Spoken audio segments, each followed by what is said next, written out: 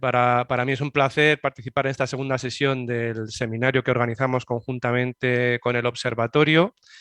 Creemos que, bueno, puede ser un momento además muy relevante, como se está viendo todos los días en la prensa, para destacar cuál es el papel que desarrollan las entidades aseguradoras en el ámbito de la previsión social complementaria, como ha explicado antes Luis Miguel Ábalos. Bueno, para empezar esta sesión voy a realizar una presentación que voy a compartir ahora mismo y que espero que podáis ver. Quiero empezar lo que es mi ponencia con una fotografía de cuál es el total del ahorro que gestionan las entidades aseguradoras en España para que pueda observarse bueno, pues el volumen, ¿no? O la importancia que tiene este ahorro gestionado por el sector asegurador. Al cierre de 2021, y aquí voy a reflejar, ¿no? Aunque luego los explicaré un poquito más en detalle, en el ámbito de lo que son planes de pensiones, puesto que las aseguradoras, las entidades aseguradoras también son gestoras de planes de pensiones, el ahorro gestionado eran casi 62.000 millones de euros, 61.800. Un producto que es menos conocido, pero que es, digamos, el hermano gemelo de los planes de pensiones en el ámbito asegurador, que son los planes de previsión asegurado, acumulan al cierre del ejercicio 11.400 millones de euros. En el ámbito de lo que son rentas vitalicias y temporales y la transformación de patrimonio en rentas vitalicias, que Luis Miguel ha hecho referencia a ella con anterioridad, que es el sector asegurador es el único actor que puede garantizar, como decía Luis Miguel, la cobertura al riesgo de longevidad y los riesgos financieros una vez que una persona se ha jubilado mediante una renta fundamentalmente en muchos casos vitalicia, ¿no? Hasta el momento en que una persona fallece, acumulaba un importe aproximado en total de casi 91.000 millones de euros. En el ámbito de lo que son seguros con cobro en forma de capital, el importe de ahorro gestionado eran 47.000 millones de euros. Los planes individuales de ahorro sistemático, 14.600 millones de euros. Los seguros individuales de ahorro a largo plazo, 4.321. Y una categoría que en España había venido siendo menos frecuente y que últimamente, en los últimos años, está, digamos, teniendo unos crecimientos importantes, es la de los seguros Unit Link, los seguros en los que el tomador asume el riesgo de inversión, que al cierre del ejercicio pasado acumulaban aproximadamente 19.700, casi 20.000 millones de euros. En total, como podéis ver, estamos hablando de 250.000 millones de euros que, digamos, constituyen un elemento dinamizador de la economía muy importante, puesto que este ahorro gestionado se invierte en inversiones productivas, ¿no? Que financian tanto al sector público como al sector privado y que por lo tanto contribuyen también a dinamizar la economía española. Eh, como os decía, las entidades aseguradoras desarrollan un importante papel en el mundo de la previsión social complementaria y el ahorro a medio y largo plazo a través de una oferta muy amplia y variada de productos que habéis podido ver antes, con los que se pretende, ¿no?, cubrir las necesidades y el perfil de riesgo de todo tipo de clientes. Y en este ámbito me he permitido distinguir, sobre todo para las personas que son menos conocedoras de la labor que desarrollan las entidades aseguradoras, entre los productos individuales, los que yo puedo contratar como una persona individual, ¿no? Dirigiéndome a una entidad aseguradora, y los productos colectivos, que son aquellos que puede contratar la empresa para la que yo trabajo en favor de todos sus trabajadores, ¿no? Y como os decía, pues está pues todo el elenco de productos que he comentado antes: planes de pensiones, PPA, rentas vitalicias, PIA, SIAL, capitales diferidos y seguros Unit Link para la parte individual, y en el ámbito colectivo, planes de pensiones de empleo, planes de previsión social empresarial y seguros colectivos de instrumentación de compromisos por pensiones. A la hora de decidir o ver qué elementos tengo que tener en cuenta cuando quiero ahorrar, ya sea para mi jubilación o bien a medio y largo plazo, nosotros consideramos que la educación financiera es algo fundamental. UNESPA lleva apostando por la educación financiera. Queremos que es fundamental para que las personas tengan la capacidad de decidir de manera adecuada en qué productos para su ahorro y jubilación quieren invertir. Nosotros tenemos desarrollado un portal del que luego daré información que se llama Ahorrar da mucha vida. Es una de nuestras principales herramientas de educación financiera en la cual comentamos cuáles son para nosotros, puede haber más, pero los 3 elementos que consideramos fundamentales a la hora de tomar una decisión. Por un lado, lo que nosotros llamamos la seguridad, ¿no? La expectativa de rentabilidad de cualquier producto de ahorro depende al final de su nivel de riesgo, ¿no? Y a la hora de optar por un producto tengo que tener muy claro si estoy dispuesto a asumir el riesgo de pérdida de una parte del capital que invierto a cambio de una expectativa de rentabilidad mayor, o bien tengo un perfil más conservador y prefiero, digamos, asumir digamos, garantizar que voy a preservar el importe que voy a invertir o una parte muy importante de este importe que voy a invertir y en ese caso a lo mejor la expectativa de rentabilidad que puedo tener es menor, pero también el riesgo es menor. Este juego de riesgo-rentabilidad creemos que es fundamental, ¿no? Al objeto bueno, de que una persona tome una decisión. Por otro lado, está la liquidez. Tengo que, a la hora de contratar también un producto, tengo que tener en cuenta si el producto es ilíquido, es decir, no voy a poder disponer del ahorro que acumule en el mismo hasta que, por ejemplo, me jubile o si dispongo de este ahorro pierdo la ventaja fiscal que pueda tener el producto o es líquido. Puedo disponer de él en cualquier momento si lo necesito y sin que tenga ninguna liquidez o pierda una ventaja fiscal a la hora de disponer de este producto, ¿no? Del ahorro que tengo en este producto. Y por último, muchas veces se pone el foco aquí, no es el elemento más importante, aunque por supuesto es un elemento a tener en cuenta si el producto tiene ventajas fiscales o no, ¿no? Cuando se suelen establecer beneficios fiscales para un producto, que suele ser por un motivo, también se exige en general que se mantenga hasta la jubilación o durante un periodo de tiempo suficientemente largo o bien que se cobre de una determinada forma, como por ejemplo la renta vitalicia. Todos estos elementos también tengo que tenerlos en cuenta. Si atiendo a mi perfil de riesgo, ¿no? Es decir, qué producto individual para jubilación o ahora a largo plazo se puede adaptar mejor a mi perfil de riesgo si lo mantengo hasta su vencimiento, pues por un lado puedo ver en la columna de la izquierda es, oye, pues me quiero ahorrar impuestos cuando aporto, quiero ahorrar impuestos cuando cobre, o bien voy a tributar como cualquier otra renta del ahorro y en función de ello y cuál sea mi perfil de riesgo, pues puedo elegir un tipo de productos u otros. Si tengo un perfil más conservador, pues en el ámbito, por ejemplo, de los productos, como os decía, sistemas de previsión social individual, que pueden ser los planes de pensiones individuales o PPA, tenderé más hacia un PPA que me tiene que garantizar que al menos cuando me jubile voy a recuperar el dinero que he aportado. O bien, pues si soy una persona que he acumulado, digamos, ahorros en otro tipo de activos, como por ejemplo una segunda vivienda, acciones, fondos, pero cuando llego a la jubilación quiero garantizarme una renta vitalicia hasta que fallezca, pues puedo optar por la reinversión en una renta vitalicia que tiene unos incentivos fiscales muy potentes. Eso sí, sé que si hago esto, pues lógicamente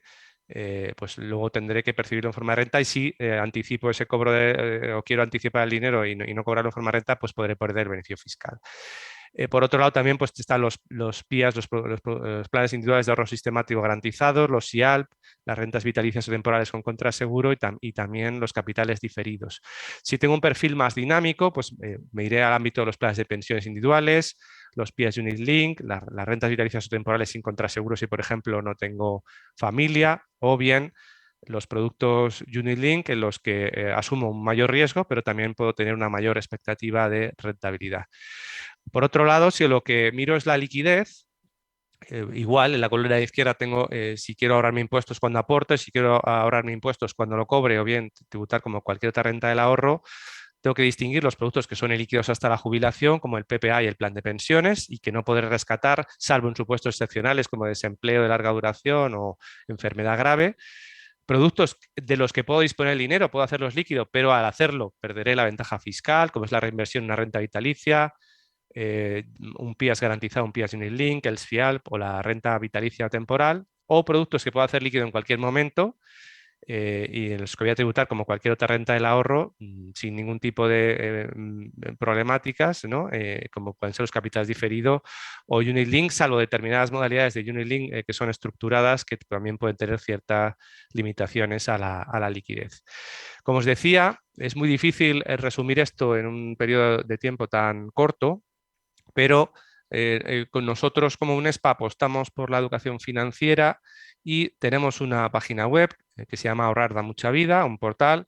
que pongo ahí el link, en la que se explica cada uno de estos productos, se explican sus principales características, su tratamiento fiscal a la entrada, a la salida, los riesgos que tiene a vencimiento durante la vida del producto, si el producto es líquido o no es líquido. Asimismo, también hay un recomendador que es, por supuesto, no es una, digamos, recomendación individualizada, sino que simplemente pretende ser un elemento educacional o educativo que puedo utilizar a los efectos de ver qué tipologías de productos se podrían adaptar más a lo que es mi perfil de riesgo y a mis necesidades en función de una serie de preguntas que voy a responder. Si paso a la siguiente, digamos, slide, ¿no?, de mi presentación, antes lo comentaba Luis Miguel, una pregunta muy relevante es cómo está España en términos de previsión social en comparación con otros países de la Unión Europea, ¿no? Y vemos que si atendemos a la que es la distribución de los activos financieros de las familias europeas en el tercer trimestre de 2021, en España los planes de pensiones y seguros representaban aproximadamente un 15,6% de todos estos activos financieros, mientras que la media de los 12 países más importantes de la Unión Europea esto representa un 33%. Es decir, existe un gap o una distancia muy importante de déficit de previsión social en España frente a lo que sería la media de la Unión Europea. Y mucho más si nos comparamos con países como Países Bajos, que tiene un 65% en este tipo de productos, planes de pensiones y seguros, Irlanda, Dinamarca, Suecia, incluso Francia y Alemania, que tienen, pues como veis, cuantías superiores a la media de la Unión Europea y que están muy alejadas por encima de lo que representa la previsión social en España, ¿no? ¿Cuáles son los principales retos y desafíos para las entidades aseguradoras a corto y medio plazo? Pues he distinguido, podría poner más, pero yo distinguiría tres elementos. Por un lado, a nivel macroeconómico, la evolución de los tipos de interés. Venimos de una situación de tipos de interés muy bajos, lo que ha hecho que en muchos casos se haya producido en los últimos años, siendo España un país en el que fundamentalmente la mayoría de los productos eran productos con garantía de tipo de interés o productos garantizados, se ha producido una cierta evolución hacia los productos unit link o productos en los que el tomador asume el riesgo de la inversión en la medida en que pues hay más gente dispuesta a asumir un mayor riesgo a cambio de una mayor expectativa de rentabilidad. En los últimos meses, como consecuencia de la crisis de la guerra de Ucrania, se está percibiendo un incremento muy importante de los tipos de interés, que puede hacer que cambie la situación, depende de cómo se vaya a consolidar esto en el futuro. Esto puede tener un elemento positivo, que es la capacidad de ofrecer un mayor tipo de interés en productos garantizados, pero al mismo tiempo puede tener un elemento negativo, que es que se incrementen los rescates de los productos que tenían garantías más bajas en el pasado y, por otro lado, el que la situación económica en general empeore y esto haga que las familias tengan menos capacidad para ahorrar o necesiten disponer de estos ahorros para otro tipo de necesidades. Y por otro lado, por lo que se refiere a productos que están más vinculados a la evolución de los mercados financieros, que no son garantizados, pues lógicamente la guerra en Ucrania está introduciendo mucha volatilidad en los mercados y esto pues también es un elemento a tener en cuenta en cuanto a los desafíos del sector a corto y medio plazo. En cuanto a la fiscalidad, sin duda un desafío importante, algo que nosotros evidentemente no compartimos, es la paulatina reducción de incentivos fiscales para planes de pensiones individuales y PPA que se ha producido en los 2 últimos años, reduciendo el límite de aportación de 8.000 a 2.000 euros y posteriormente ya en este año a 1.500 euros. Creemos que es un error. Nos parece que debe, por supuesto, fomentarse la previsión social complementaria empresarial, ¿no?, de segundo pilar, que en España está claramente infradesarrollada en relación con otros países, pero ello no debería hacerse en detrimento del tercer pilar o la previsión social individual. Ahí también menciono el libro blanco del Comité de Expertos del Gobierno, que es verdad que por lo que se refiere al sector asegurador no plantea grandes reformas. La única el que hemos detectado es que sí que probablemente plantea el que se desaparezca la exención que existe para el SIALP, pero no está planteando ningún otro tipo de modificación por lo que se refiere a los productos de ahorro y eso sí, sí que está planteando que desaparezca en el impuesto sobre sucesiones o donaciones la reducción que hay por cantidades percibidas por contrato de seguro de vida, pero esto, digamos, afecta más a los seguros de riesgo, ¿no? Y por último, en cuanto a nuevos productos, pues está el Producto Paneuropeo de Pensiones Individuales, que precisamente ha creado la Unión Europea para que se desarrolle el tercer pilar de una manera homogénea en todos los países de la Unión Europea. Se ha podido empezar a comercializar a partir de marzo, lo que pasa que en España,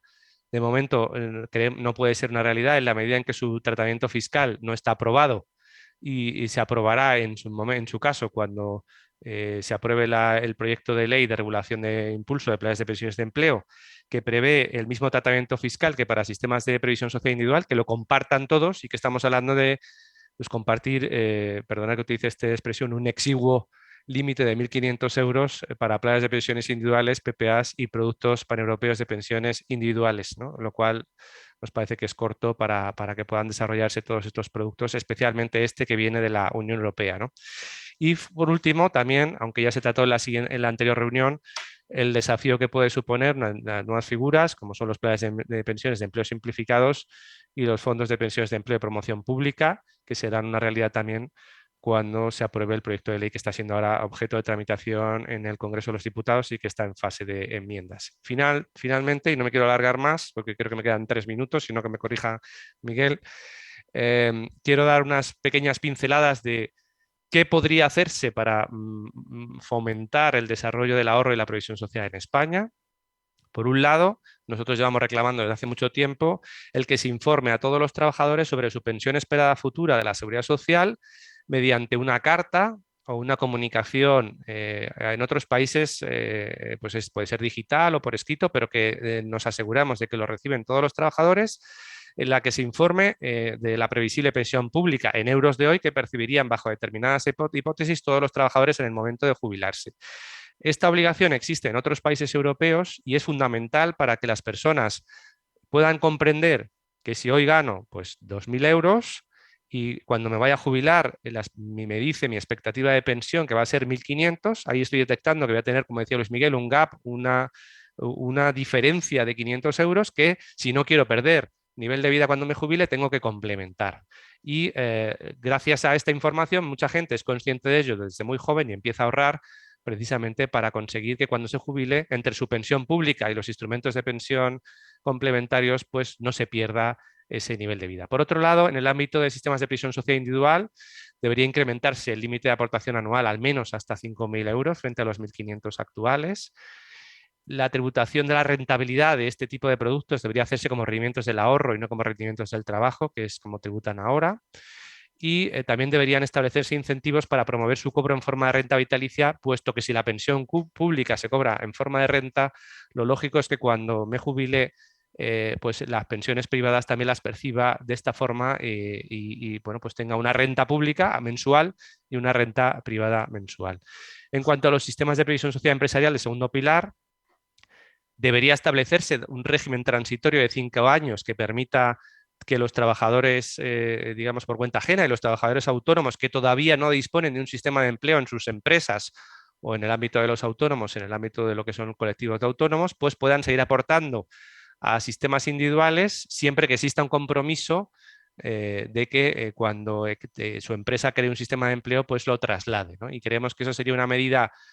buena para conseguir una transitoriedad de forma que se produzca un efecto de vasos comunicantes del tercer al segundo pilar, como plantea el gobierno, ahora mismo no existe. Es decir,